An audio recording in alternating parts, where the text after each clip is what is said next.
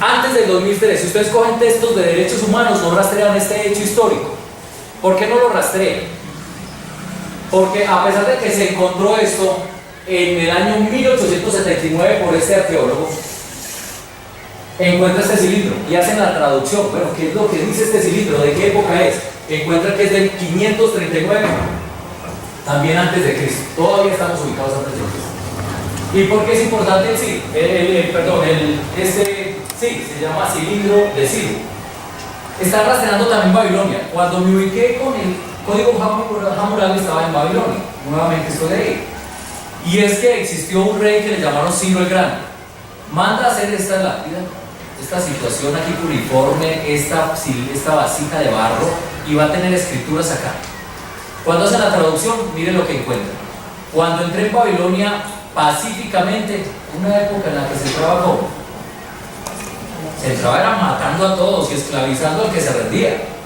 Y este señor logra entrar pacíficamente, y además de entrar pacíficamente dice: no me preocupé por su culto, voy a respetarle que usted tenga un culto diferente, porque lo que hacían en aquellas épocas es que se invadía y de una vez se impone su propia forma de pensamiento, su propia cultura, su propia política, su propia economía y su propia religión.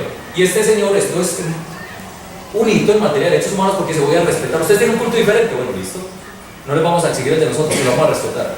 Segundo, ¿qué hacían? Esclavizaban al otro. Dicen: no los vamos a esclavizar, son hombres libres. Por eso estos dos datos son importantes ahí. ¿Quién es la que hace ver esto? Esta mujer, Shirin Ebadi, la primera mujer musulmana. Bien lo decía ahorita la doctora María. Es que hablar de musulmán, a veces las personas malinterpretan con lo que está sucediendo con el autodenominado Estado Islámico, cuando es apenas una minoría dentro de los suní y los chiitas que interpretan de manera muy radical el Corán. Los católicos leen la Biblia y le dan una interpretación diferente, y a través de los católicos hay muchas vertientes. Pues allí también al Corán le dan diferentes significaciones. Hay una parte del Corán que dice que todo aquel que no cree en Alá es un impío y merece la muerte. Ellos lo interpretan así. Entonces, todo el que no sea de la doctrina musulmana, que no crea en Alá, que no lea el Corán y que no tenga esas prácticas, merece la muerte. Entonces, desde ahí sustentan todas las acciones que hacen. Pero una minoría. Esta mujer musulmana, por ejemplo, que fue la primera en recibir en el 2013 el Premio Nobel de Paz, era una activista por los derechos humanos.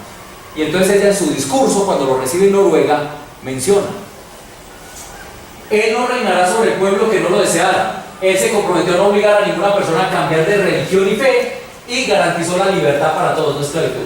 ¿De quién está hablando? De este personaje, Ciro el Grande, que mandó a hacer esto. ¿Y en la clase colocó esto? ¿Estamos claros hasta ahí? ¿Alguna pregunta, alguna intervención, alguna acotación, alguna modificación? Bienvenido sea. Seguimos. Entonces ya llegamos a la época más cercana a Cristo. Antes de Cristo se habla de todo lo que ha representado la historia griega para la humanidad. ¿De dónde uno puede ver? Estos son los verdaderos inmortales. Porque ¿qué es la verdadera muerte? Dicen algunos. Jan Carmenich, hablando de la memoria, dice: la verdadera muerte es el olvido. O sea que la muerte no es cuando perdemos esta situación corpórea y nos entierran allá o nos queman. No, la verdadera muerte es que ya nadie te recuerda. Cuando en sus familias ya no recuerdan ni siquiera al abuelo y al bisabuelo, que esa es la verdadera muerte, ya no existe. Pero mientras que se nombre, se recuerde, no muere. Y es el caso de estos. Son tan inmortales que, dígame, ¿en cuántas clases puede ser que ustedes escuchen de estos señores? ¿De cuántas cosas se interpretan respecto de ellos? Entonces, encontré un texto donde decía que Sócrates fue el fundador de los derechos humanos. Yo lo coloco en interrogante, pero ¿por qué fundador de los derechos humanos? Los griegos esclavizaban también. Los griegos tenían esclavos. Los griegos tenían unas prácticas que uno diría no tan santas. Sin embargo, se dice que sí, porque si ustedes han leído el juicio a Sócrates que se hizo en el 399, entonces uno se pregunta situaciones. ¿De qué van a acusar a Sócrates? Entonces lo acusan, uno de los cargos era corrupción de menores. Si a usted le dicen corrupción de menores, ¿qué se le viene a la mente? En estos momentos usted le dice: mire, ese señor está ya por ser corruptor de menores. por construcción de menores, muchas veces de pronto la interpretamos por hacer uso, digamos de alguna forma, de una persona que es aceptada como menor de 18 años. Pero corrupción de menores también se tiene entendido como cambiar la ideología de una persona que no está en estado de edad de tomar su propio criterio. Para estar, la mayoría de las personas, por ejemplo, en ustedes uno encuentra esa situación diferente porque ustedes están en esa situación en la que el 10% hacen parte del 10% que logra acceder a una universidad en este país. Pero ese otro 90% por lo común, lo que va a decir es lo primero que significó. Y me interesa mucho la manera como lo dijiste, porque usar, o sea, cosificar al ser humano, porque utilizarlo como instrumento sexual es cosificarlo, de alguna manera o no. Y sobre todo cuando son menores. Entonces, corruptor de menores, y tenemos una idea de que los menores, por ejemplo en Colombia, la minoría de edad está bajo los 18 años. Pero no, por eso bueno la claridad. Porque para esta época no estamos hablando de que Sócrates hubiese sido ese tipo de persona. No era un pederasta, no era un pedófilo, sino que les enseñaba a pensar diferente. Porque ustedes recordarán que la técnica de él es lo que se denominó la mayéutica. ¿Y la mayéutica en qué consistía? Maestro, ¿el cosmos qué es? Y él no llegaba a decirle un discurso, bueno, esta situación, tal otra, no. Él con contrapreguntas instaba a que la persona encontrara en sí misma la respuesta. Y eso puede ser, si eso se utilizara en la universidad, eso puede ser una reflexión más crítica y con mayor sentido del aprendizaje, porque está obligándose a que usted mismo las encuentre. Y sobre las creencias de Dios. Entonces por eso es que lo van a juzgar. Entonces Anito, Melito y Litón lo van a sindicar y deciden que es responsable y la pena es la muerte. A beber cicuta. Estando ya en esas, que ya sabe que le va a tocar beberla, se aparece su estudiante, su discípulo Criptón, y le dice, parcero, bueno, obviamente que para la época, el parcero ni siquiera es griego, ¿no? Parcero es origen del Brasil, el compañero de celda. Aunque el 75% de las palabras que utilizamos son de origen greco-latín, o de esa, luego de esa situación, de esa mezcla con. Entonces, ya soborné a los guardias, le dice Criptón. Soborné es una palabra que utilizan comúnmente, por ejemplo, ahorita, ¿dónde es que más escuchamos soborno, soborno, soborno en estos últimos 15 días, en este último mes en Colombia? El caso de Brecht. Y en realidad, en Colombia, eso no es soborno. Cuando uno va al Código Penal, que es donde están los delitos, soborno es pagarle a alguien para que testifique o falte a la verdad. Pero una persona que reciba dinero para traficar influencias, una persona que reciba dinero para omitir un acto propio de sus funciones, se llama cohecho. Entonces, el término es ese, es la palabra que se emplea. Entonces, pero sin embargo, entonces digamos que no suena más soborno a decir que los cohecho no. ¿Cierto? Así como cuando dices que te amo con todo mi corazón, eso quedó sonando bonito y todavía ustedes, incluso los millennials, y los que vienen detrás de ustedes, la generación Z, los centennials, lo van a utilizar. Porque les queda muy duro decir, de acuerdo a los avances científicos, que parece ser que esa parte está en la neocorteza y entonces no hay forma de decir, yo te amo con toda mi neocorteza cerebral. Romántico, ¿cierto? Y hubo una época donde se dijo que eso se alojaba en el hígado. Entonces imagínate, te amo con todo mi hígado. Bueno, depende. Porque si de pronto son personas que se dediquen al tráfico de órganos y conocen, entonces de pronto ellos entenderán esa verdad. Y le dice, hermano, yo no me voy a ir, como así, siéntese. Pero ya tengo todo listo, vámonos, no hay que usted condenado a pena de muerte. Cualquier mortal, ¿qué haría? Se va. Este tipo, como no era cualquier mortal, se siente y le dice, venga hermano, usted se imagina que vayamos saliendo y cuando esté saliendo nos diga, oiga Sócrates, usted me habló del Estado, de la institucionalidad, de ese contrato social, y cómo es que ahorita lo va a desobedecer. Entonces cuando uno mira eso de que la obediencia al Estado y además de que se venció en juicio y reconoce, entonces uno dice, bueno, esos son algunos derechos que hoy se tienen. Por ejemplo, toda persona que crea que comete una falta debe ser sometida a un juicio, se llama debido proceso, está en el artículo 29 de la Constitución Política de Colombia. Y a una defensa, y si es vencido, pues tiene unos recursos. Ese sí es el problema acá, es que no tuvo unos recursos. Si usted es vencido y el juez dice, sí señor, usted es culpable, usted puede decir, señor juez, usted se equivocó, está en el artículo 31 de la Constitución. Entonces usted le dice, revise, y le dice, no hombre, ya estoy seguro, usted es responsable, 20 años de cárcel. Pues entonces usted dice, bueno, entonces voy para donde su jefe, se va para donde el magistrado del tribunal. Mire, yo creo que él se equivocó por esto, y usted va a revisar. Si usted ve que el juez se equivocó, usted puede entonces tirar por el piso la decisión del juez. En esa época eso no existía. Este pobre señor lo perdimos. Un hombre, imagínense si tan, bueno, la edad, digamos que para la época no era tan corta, pero ¿qué tal donde hubiese vivido más? Ustedes se imaginan un Foucault donde hubiese vivido 80 años, 90 años. Un Michel Foucault, por ejemplo. Bien, sigamos. Después de este, ¿quién viene? Su discípulo. O sea, ¿quién era? Si hablamos de Sócrates, ¿quién fue el discípulo? Oiga, Platón. ¿Y por qué? Miren ustedes, hay que colocarnos el contexto histórico para comprender, porque otros dirán, no, eso es bárbaro. Pero miren lo que uno puede extraer en la obra de la República de Platón. Les recomiendo incluso un librito pequeñito de Carlos Gaviria Díaz, que se llama Mito o Logos, hablando hacia la República de Platón. Es pequeño, se lo ven ustedes al calor de un tinto allí en la que colocaron esa cafetería desde abajo de la escala, lo más de sabrosa, ahí se sienta uno en la aire libre, toma un típico ahí. El peso de los derechos humanos no es homogénea, se aplica de modo distinto, según sea la clase social, porque era lo que tenía. Entonces dice, no, los derechos no son iguales para todos, como nos dice la Declaración Universal del 48. Va a decir, no operan igual en los sectores productores como los militares y los gobernantes. Claro, en esa época pues gobiernos que estaban sustentados en lo militar, porque lo militar era imponer la fuerza para que tuviesen que obedecer. Y se los digo yo pues que porté 27 años, 8 meses, 20 días el uniforme de policía. Entonces comprendo creo un poco eso. ¿Sí? Luego viene el estagirita. ¿Quién es? Eso, es lo primero que uno hace, semiología que habló la doctora, entonces uno cierra los ojos para poder extraer. Bueno, a ver si recuerdo, y eso está muy bien, es una buena técnica. Exacto, Aristóteles, tan buena que ve. Aristóteles. Entonces miren lo que va a decir este señor, unas cosas que se pueden traer. Desde el nacimiento unos seres nacen para ser mandados y otros nacen para obedecer. Complicado, ¿no creo? Entonces diría, bueno, entonces uno para qué estudia. ¿Sí? Pero digamos que para la época el esclavo es el amo, lo que el cuerpo es alma. Miren ustedes cómo está ese silogismo ahí planteado. Estamos todavía ubicados antes de Cristo. Entonces, ¿esto es importante o no? Claro. Estamos diciendo que esto es una construcción para lo que tenemos hoy. Hoy estamos todos sentados acá. Digamos que en virtud del 49 de la educación, de la Constitución.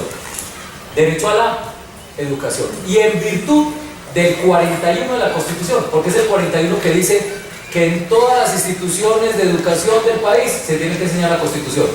Pero además estamos acá porque una ley de hace como 2 años, si no estoy mal, dice que todas las universidades tienen que trabajar en un tema que se llama Cátedra por la Paz. Y todo eso surge a través de estar pensando en un cambio de paradigma que a veces cuesta, porque cambiar un paradigma, algo que usted cree que es una realidad, que es una verdad, y decir, ya no lo es, para nosotros puede costar más que para ustedes, porque para nosotros y para nuestros abuelos costaba más todavía. Nuestros abuelos, lo más maravilloso que pudo haber sucedido en su época es que hubiesen dado cuenta que en el 53 o 56 Gustavo Rojas Pinilla trajo un televisor acá, a Colombia. En cambio nosotros y ustedes tenemos una fortuna de que todos los días hay invenciones nuevas. Entonces ya nos sorprende. Entonces ya estamos más habituados al cambio de paradigma que ellos. Usted se imagina, mi abuelo falleció todavía diciendo, hace como unos 10 años, todavía diciendo escribimos. Y a todo le repite esa señora lo mismo, o sea que se está todo el día y noche repitiendo lo mismo en esa caja, en ese televisor. Todavía como que no ha comprendido el paradigma de lo que era esa caja, de los sistemas de grabación y todo eso. Ahorita ya ustedes, pues que ya están pensando en comprar el iPhone 8 o el 8, que tiene pantalla infinita, porque es curva y entonces no se le ve el fin a eso, no termina. Que están pensando en que tiene esa doble cámara que permite además ciertos trucos propios de la fotografía y los avances de la fotografía digital. Que están pensando en que ya hay drones y a ustedes les va a tocar manejar un automóvil, ¿cómo? Autónomo, ya, 90% avanzado, puros sensores. Entra usted, prende, da ahí los comandos, gira y se pone a conversar mientras que va a los 300 kilómetros que va a viajar. Que ya los drones están para transportar personas, no solamente drones para hacer lo que hasta ahora hacemos. No, ya los ensayaron y están transportando personas incluso hasta 80 kilómetros. Cambios de paradigmas serios. La medicina, ¿cómo es posible que haya una cámara de 360 grados que una persona que está al otro lado, en el otro continente, dirige una cirugía compleja en Colombia?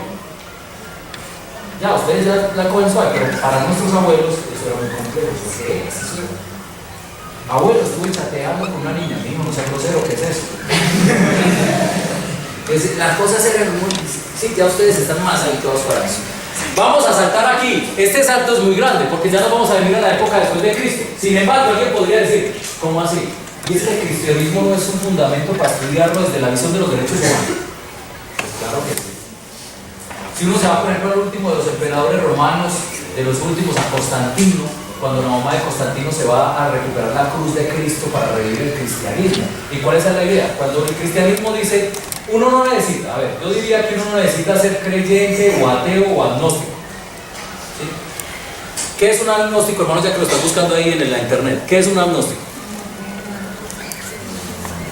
Yo pensé que era que a mí me había cogido a buscar y esto tan quieto. ¿Qué es un agnóstico? ¿Lo tienes claro? ¿Pero qué es un ateo? Eso sí lo tenemos más claro. Ateo, un prefijo a. Que no cree en nada.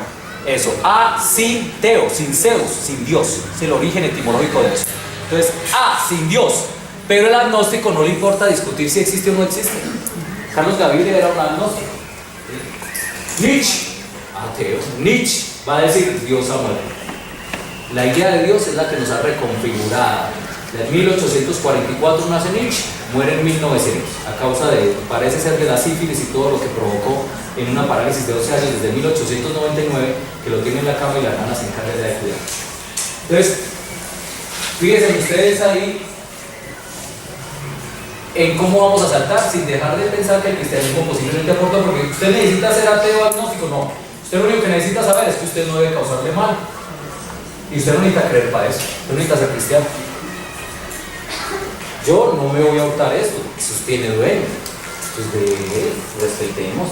Lo necesito, hermano, ¿me puede prestar? Bueno, ¿eso qué? ¿Necesito ser cristiano para eso? No necesito.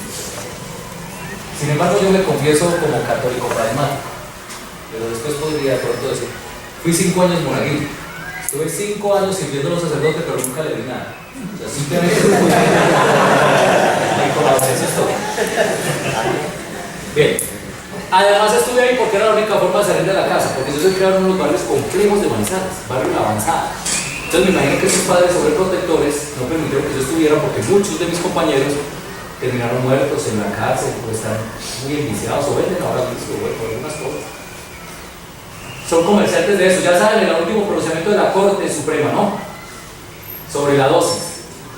Entonces, primeramente, Carlos Gaviria Díaz en el 91 trabaja sobre qué es un adicto. Un adicto es un enfermo, para resumir. Si es un enfermo, ¿qué hay que hacer con un enfermo?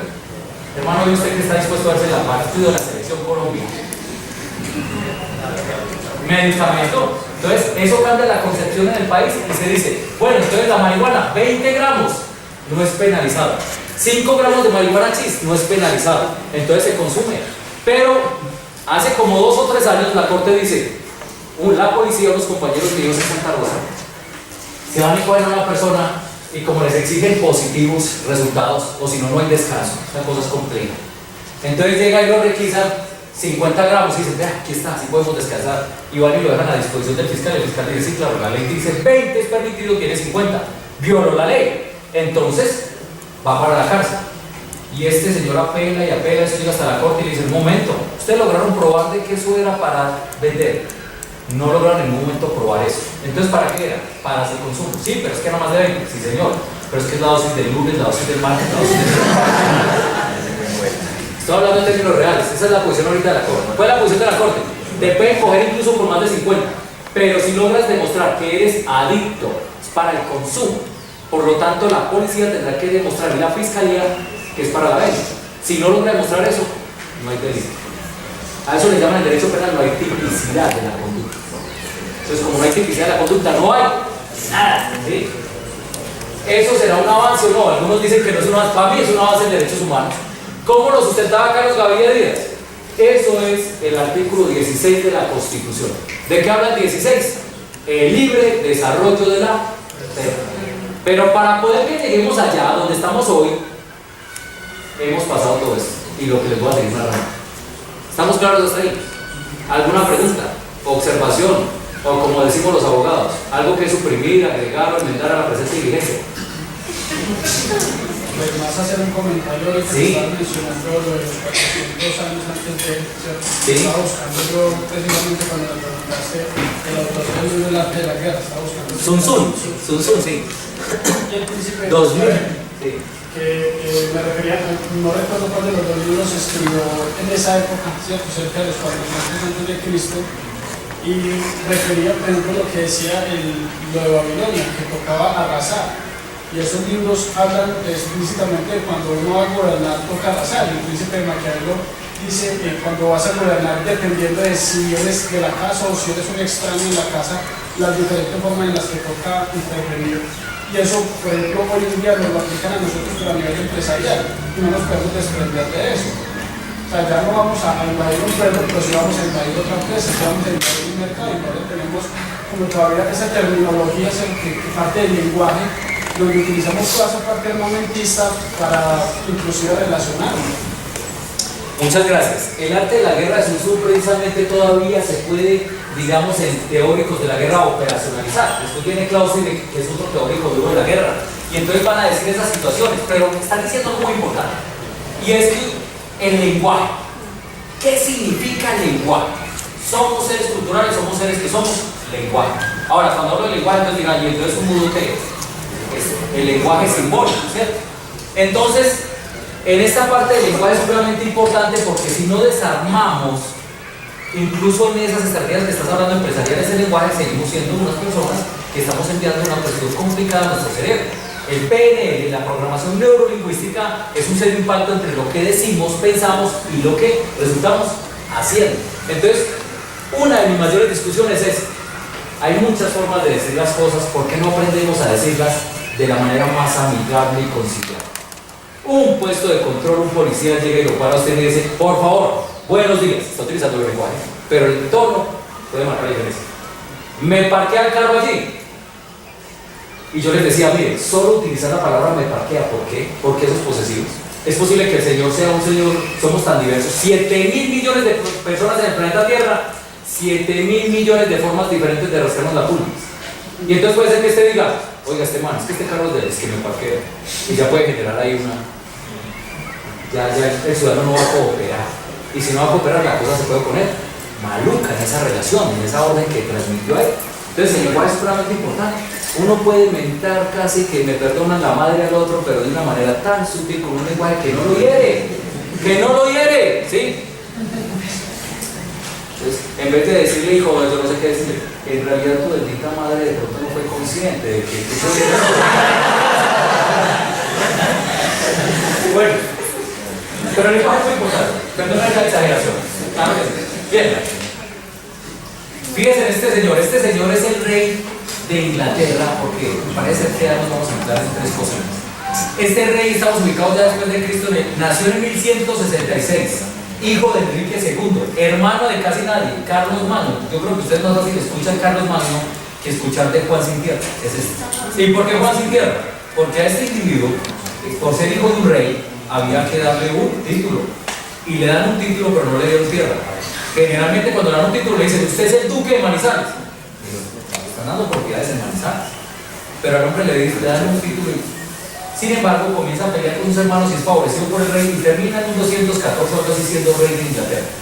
Pero siendo rey, comete un error tremendo de estrategia político-militar.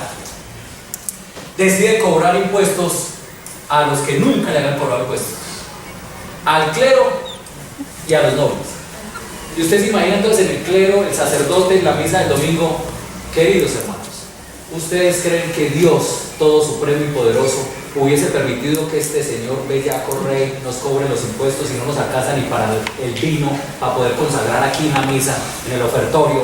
Pues menos. Entonces, y comienzan a sublevar la gente de una revolución y termina este señor obligado a redactar una carta. Eso es lo que se conoce como carta magna. Los abogados son felices para suplir el término constitución como sinónimo utilizando carta magna, pero es que la de nosotros no tiene nada de carta magna, dirían algunos. Porque esta carta era como de 9 páginas. Las primeras 3, todos los títulos del Señor.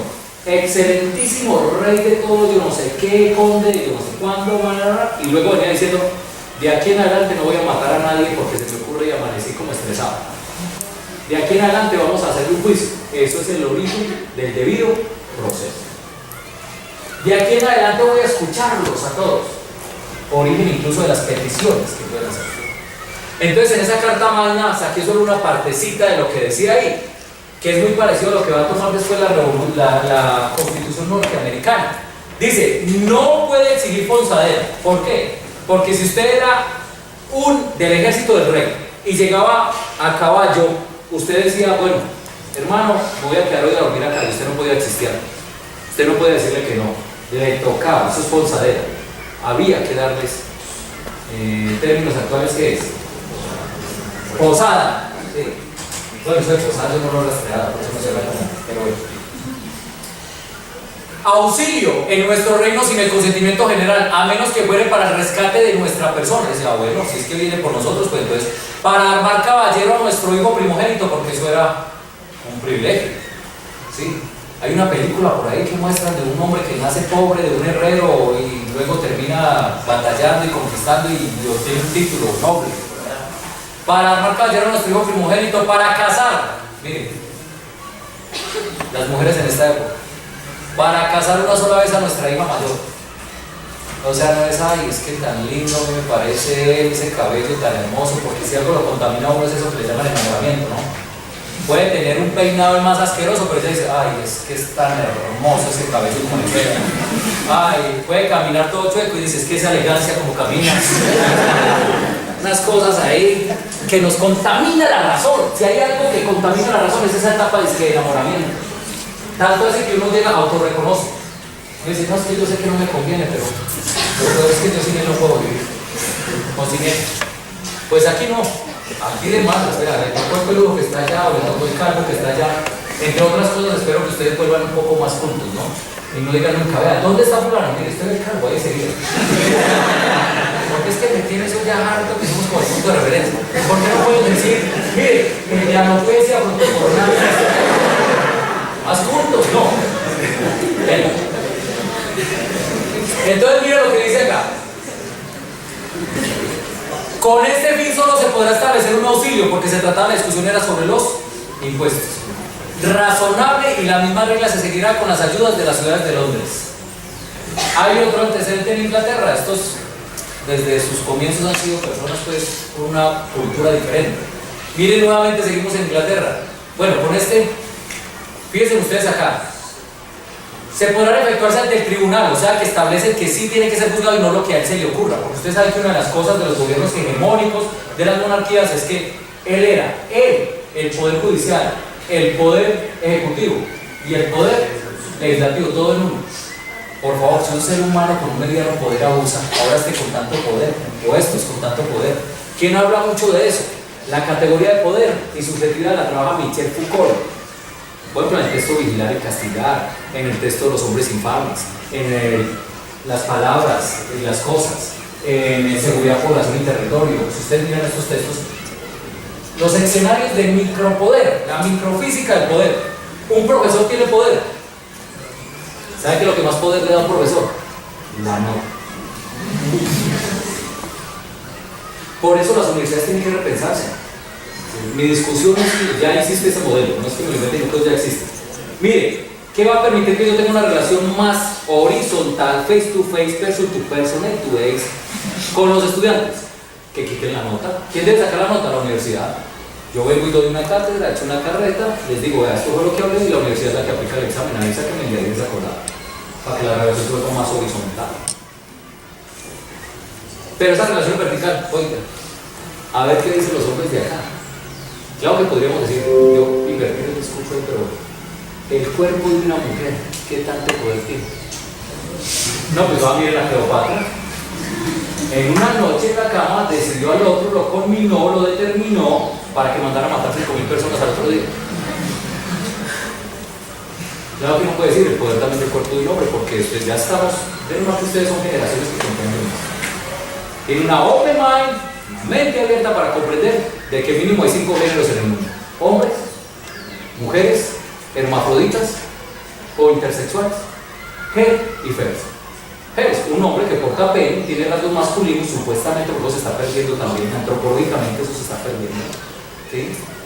Pero sus hormonas o su psiquis lo identifica como mujer. Y viene el ignorante y señala, estigmatiza y rechaza. Parodiando a Martin Luther King, mi frase es: sueño con aquel momento en el cual entre por la cafetería una persona con una opción sexual diferente y no se genere un solo murmullo, un solo comentario, sino que simplemente se diga, entró Jorge. ¿Por qué tenemos que agregar? Y lo mismo los Fers. Mujer, porta vagina, porta senos, pero psíquicamente se identifica como masculino. Es que eso es otra creación también griega. No nacemos dentro de esa supuesta heterosexualidad o homosexualidad. Nos definimos, nos construimos. Imagínense yo hablando de ese tema por policías, compañeros míos, algunos muy buenos pero otros. Y no falta el mayor que dijo es que, me perdonan la expresión porque precisamente son las que hay que eliminar, pero para reflexionarlo, mínimo Carvajal debe ser tremendo marica. Y le dije, la verdad, si lo fuera, pues no me interesaría que usted lo piense así. Porque de hecho creo que el estar en un segundo matrimonio es porque el problema lo identifica precisamente es otra cosa. Muy bien. Bien. Entonces fíjense ustedes ahí. Después de este señor viene otro señor. ¿Quién? Inglaterra también. Vamos a pasar para poder que avancemos. Hay cosas como las que les he comentado. La petición de derechos, también estamos ubicados en Inglaterra, 1628. ¿Qué pasó? A pesar de que firmaron esa carta, los reyes que sucedieron siguieron con las mismas, cobrando más impuestos, abusando de su poder, ¿sí? Y por lo tanto de nuevo se redacta una petición de derechos, Petition of Rights. Que nadie sea citado a juicio ni obligado a prestar juramento ni requerido de realizar servicios ni detenido, inquietado o molestado con motivo de dichas exacciones. Es decir, desde ahí se viene peleando que no puede ser que una persona por deudas lo priven de la libertad. Eso todavía lo tenemos. Venga, usted no pagó el impuesto. Entonces, como no pagó el impuesto, lo que tenemos es que tenemos conductas como, por ejemplo, hay una figura en el Código Penal como en el 424, que es el que está en la tienda, hay un IVA, y entonces resulta que él cobra el IVA. El IVA es un impuesto de Estado, y él tiene que ir a consignarlo. Resulta que él decidió guardarse la plática para ir a la Rochela el fin de semana, y no lo consignó. Eso sí está dispuesto y está penalizado. Pero como tal que sea penalizado por no haber hecho la contribución, tiene que haber una medida administrativa, por ejemplo, confiscación de bienes. Bien. Que se revoquen y anulen las comisiones para aplicar la ley marcial. Eso es algo que ya tiempo atrás, y en Colombia existió mucho tiempo, los militares podían juzgar a civiles, pero no viceversa. Porque la situación es, si yo soy policía y cometí un delito siendo policía y con ocasión del servicio, ya explico eso para que no crean que es todo, con ocasión del servicio me viene a juzgar un particular que nunca ha portado uniforme y no comprende el uso de las armas, no comprende qué significa portar un uniforme. Entonces, igual viceversa, ¿por qué tenía que juzgarlo? Pero cuando digo relación con el servicio, es que no puede ser que el policía lo mandan a que preste servicio en la 23 y estando en la 23 llegó otro y dijo, hermano, mira, tengo este medio kilo de coca, hay que comercializarlo, ayúdeme a vender esto, que le queda a usted más fácil porque usted quién no va a venir aquí a registrar. Entonces, ¿eso tiene que ver con el servicio? Entonces ese tipo cuando lo cojan no puede decir, no, que me juzgue el fuero penal militar. Fue y mató a una persona. No hizo uso del arma de fuego con los principios de necesidad, proporcionalidad y legalidad. Pues ¿cómo así? Lo juzga la ordinaria, que lleve, que se la apliquen todas, porque el tipo además es una doble falla. Tenía que proteger el derecho a la vida y en vez de protegerlo, lo viola. Pues es una doble, debe caerle más duro. Eso sí siempre lo defendí también, obviamente. Luego vienen los Bill of Rights de 1689. No confundir los Bill of Rights de Inglaterra con los Bill of Rights de Estados Unidos, que les voy a hablar ahora. Estamos ubicados en 1689 y lo que va a decir acá es más o menos que el derecho de los súbditos a presentar peticiones lo tenemos hoy en la Constitución, 1689 Inglaterra. Hoy lo tenemos en el artículo 23 de la Constitución. Cualquier persona puede hacer una petición a las autoridades públicas e incluso a las autoridades privadas. Es más, eso es lo primero que uno debe de hacer. Usted cada que tenga una situación, un inconveniente con una entidad pública o privada, pues entonces usted se va y redacta un oficio. Voy a hablar de los mecanismos judiciales de protección que me parece que son de los que nos debemos empoderar todos. ¿Cómo hacer valer nuestros derechos? Porque, muy bonito, pues hágalo valer, pelee en buen sentido, a través de la norma. Entonces hay mecanismos como esto del derecho de petición, y ese mecanismo del derecho de petición es que usted le dice, bueno, si vas a informar el motivo por el cual no tengo servicio eléctrico, por qué no han colocado aquí tal cosa, porque es cualquier situación. De hecho, hay que agotarlo incluso para interponer una acción de tutela. Que le negaron el medicamento a su mamá y ese medicamento lo negaron porque es muy costoso. Bueno, entonces primero, derecho de petición. Difícil. Ustedes tienen toda la mano. Porque simplemente es Google, minuta, derecho de petición. Y me perdonan la expresión que voy a utilizar, pero es un sistema anti-Bluetooth. Porque sale una minuta que le dice, coloque aquí la fecha, coloque acá su nombre, coloque acá quién va a dirigir, coloque acá qué pasó, coloque acá qué es lo que quiere, firme. ¿Qué necesita ahí pues? ¿Qué dicen ustedes? Entonces uno va, todo esto usted gusta, minuta acción de tutela y aparece así, minuta acción popular, minuta de acción de cumplimiento, todos esos mecanismos. Entonces el derecho de petición usted lo coloca. Si le niegan el derecho de petición, ya usted puede irse a la acción de tutela, porque usted para irse a una tutela tiene que haber agotado todos los mecanismos que existen. Y en la acción de, incluso la misma CPS, que son tan bellacos ya hoy por hoy, le dice sí, tutela. ¿Por qué? Porque si usted tutela, la plata no sale de la EPS, la plata sale del FOSIGA, donde contribuimos todos los que estamos pensionados, cada que vamos a dar una clase y nos pagan, entonces de todo hay que pagar salud. Y eso va para el fondo del FOSIGA. Entonces, claro, son unos, ¿qué? ¿Cómo les decimos? Utilizando precisamente el lenguaje que no sea tan atropellador, ¿sí? Son unos insensibles que no tuvieron madre alguna. Bueno, a ver. Que el reclutamiento o mantenimiento de un ejército dentro de las fronteras o el reino de tiempo de paz sin la autorización del Parlamento son contrarios a la ley. Esto lo va a tener después también la Revolución Francesa. Esto lo va a tener la Constitución de 1811 de nosotros, acá en Colombia. Que todos los súbditos protestantes puedan poseer, estamos en Inglaterra, por eso el protestantismo, ¿cierto? Puedan poseer armas para su defensa. Miren, esto lo va a tener la Constitución norteamericana, por eso es tan complicado eliminar eso. No pudo Barack Obama con eso. Porque es un derecho que pelearon desde sus ascensos. El derecho a aportar, pues para ellos es un derecho.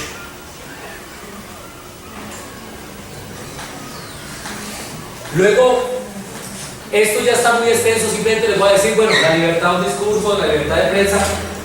A ver, aquí salté. Aquí están los Bill of Rights de 1689. Después viene este proceso de la independencia de los Estados Unidos. ¿Por qué la independencia de los Estados Unidos es un hito? Más o menos en eso. ¿Qué encontró ahí, hermano? ¿Cuánto fue la independencia de Estados Unidos? Más o menos. Hermano, pero ¿cuánto está eso? Para utilizarlo. Entonces, mire la fecha más o menos donde puede ser entre 1776 hasta 1791 puede encontrar cosas ahí interesantes. Entonces resulta que se hace una constitución. Pero esa constitución para esa época Estados Unidos tenía ¿cuántos estados tiene hoy por hoy? Amigo, tú que estás descansando tus pies ahí en el coso de esa manera tan, mejor dicho, pues, para no resucitar pues a Carreño, el venezolano, cuando escribe sobre las normas de comportamiento en sociedad, dejémoslo así. Simplemente digámoslo, amigo, ¿cuántos estados tiene hoy Estados Unidos? ¿Cuánto crees? A ver, ¿le puede ayudar el compañero de allá? ¿Cuántos? O una llamada a un amigo, hermano. 50 estados. Para esta época habían 13 estados. 13. Estos 13 estados, ¿qué van a hacer cuando se independizan? Pues una constitución. Ahora, ¿qué pasa con esa constitución? Dicen los teóricos que las constituciones tienen dos partes, una dogmática y una orgánica. La dogmática es la filosófica, los principios, los valores. Y la orgánica es que el poder ejecutivo, el poder legislativo, el poder judicial, la presidencia, la vicepresidencia. Pues ellos se encuentran con que esta constitución es muy orgánica, pero no es nada dogmática, no hablaba de derechos. Por lo tanto, el pueblo de Virginia se negó a firmar esa constitución. Hermano, pero si estamos felices, ya logramos sacar de aquí a patadas, hermano, a los ingleses, nos vamos a guardar somos nosotros acá, en esta euforia, ¿cómo vamos a tener nuestra propia constitución? Pues sí, está bien, pero ¿dónde están los derechos, hermano? Entonces se vieron obligados a hacer las primeras enmiendas. Ustedes saben que la Constitución de Estados Unidos es la misma de esa época, 7 artículos, pero con 24 enmiendas. La primera enmienda se hizo en esa época. ¿Qué decía esa enmienda? 10 artículos. Derecho a la libertad, discurso, prensa, religión, asamblea pacifista. Y mire el segundo, derecho a portar armas. Imagínense la enmienda desde cuál es. Entonces, cuando se generan todas estas discusiones en Estados Unidos, que de un momento a otro llega un muchachito con un rifle, con una K-47 y comienza a disparar en un teatro y se cree Superman y se coloca una capa y vaina, esos locos allá dicen, no, entonces tenemos que limitar el porte de armas. Lo primero que se van a encontrar es que eso es un derecho que tenemos en nuestra Constitución. Ahí está la tanque para eso. El gobierno no puede desmembrar casas o habitar soldados en los hogares. ¿Se acuerdan lo de Fonsadera en Inglaterra? Mire cómo lo coge Estados Unidos acá. El gobierno no puede buscar o tomar las propiedades personales sin una orden judicial. Existe la libertad a la propiedad, pero la propiedad tiene que tener una utilidad pública. Entonces, al frente de la escuela de carabineros, ustedes de pronto están observando, si pasan por allí o al frente de Home Center, que están construyendo. Ya están vendidos, hasta el 2020 ya están vendidos los apartamentos ahí, cosa tan increíble. Yo no sé, Manizales, en qué momento eso de las burbujas que hablan inmobiliarias va a explotar.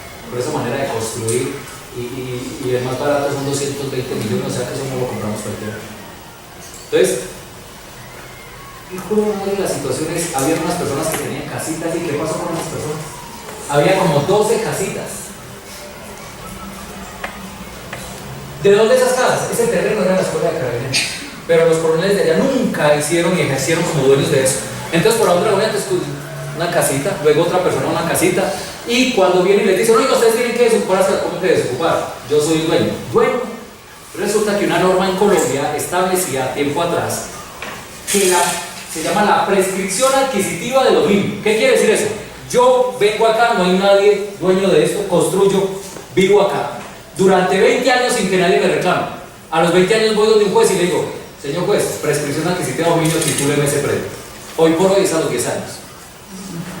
Claro, porque hay muchos menos predios por el que se escapen a la vigilancia y todo eso. Entonces, ya eran dueños. Pero sin embargo, ¿qué vamos a hacer si ustedes son 12 familias? Bueno, se benefician 90 personas. Nosotros vamos a construir apartamentos acá para 2.500 personas. El interés general prima sobre el interés particular. Tienen que vender. ¿Qué dice la ley? No le va a pagar lo que dice el catastro, sino el valor comercial. Y si no, van ante un juez y el juez ordena el lanzamiento. Obviamente que lo tienen que pagar, pero lo ordena lanzar. Entonces, esa es una de las situaciones que uno logra gastar bien. Incluso desde dónde vienen discutiéndose eso. ¿Sí? Bien.